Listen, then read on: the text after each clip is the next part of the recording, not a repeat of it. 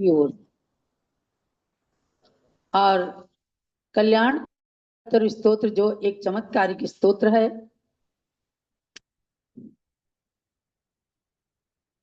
उस स्तोत्र में अनंतनाथ भगवान का स्तोत्र प्रारंभ हुआ है।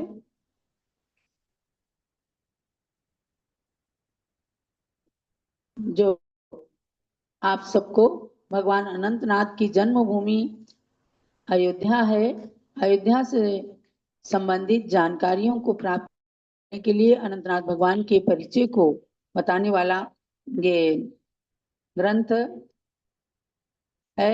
उसके संबंध में आप सब आगे जानकारी प्राप्त हो रही है। 12 अक्षरी छंद ललिता छंद।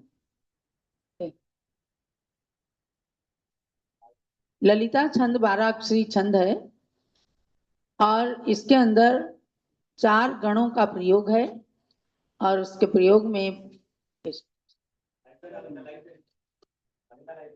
यह सिंहसेन नृपजा सुकार्तिकेय गर्भे सिते प्रथम वासरे स्थितः तत्र त्रिबोधयुत एव पुण्यवान तस्य प्रभाववशतः प्रसूव बभौ। अर्थात यह सिंहसेन नृपजा जो सिंहसेन नाम के राजा के पुत्र थे, माने भगवान अनंतनाथ के का नाम था महाराजा सिंहसेन। वे अयोध्या में राज्य करते थे और उनके महारानी के गर्भ में सुकार्तिके असिते प्रथम वासरे गर्भे इतः, कार्तिक वदी एकम के दिन आप गर्भ में आए। महाराजा सिंहसेन की महारानी के गर्भ में आए। तत्र त्रिबोधयुतः एव पुण्यवान, और 3 ज्ञान से युक्त होकर के भी गर्भ में भी पुण्यवान थे। यानी हर तीर्थंकर आपको जानना है कि गर्भ में भी मति शुद्ध और अवधि इन 3 ज्ञान से संयुक्त रहते हैं।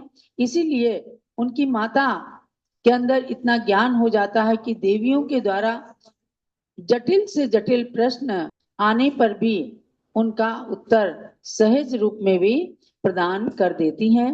तो ऐसे 3 ज्ञान से युक्त महान पुण्यवान अनंतनाथ भगवान थे। तस्य प्रभाववशता प्रसूव भव, और उनके प्रभाव से माता शोभायमान हो गई। यानी कि माता पुत्र के कारण शोभायमान हो गई।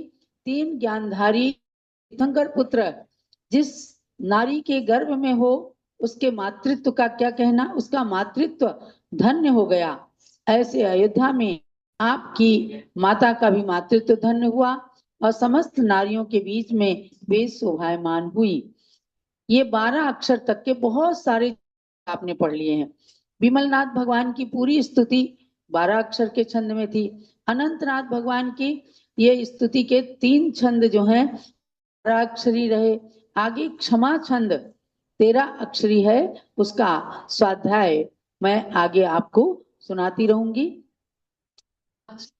चतुर्दशी का दिन है। हम सबका आज चातुर्मासिक 4 महीने का बड़ा प्रतिक्रमण होने वाला है, इसलिए समय से कार्यक्रम को करना है। यहीं पर इस स्वाध्याय का समापन करती हूँ और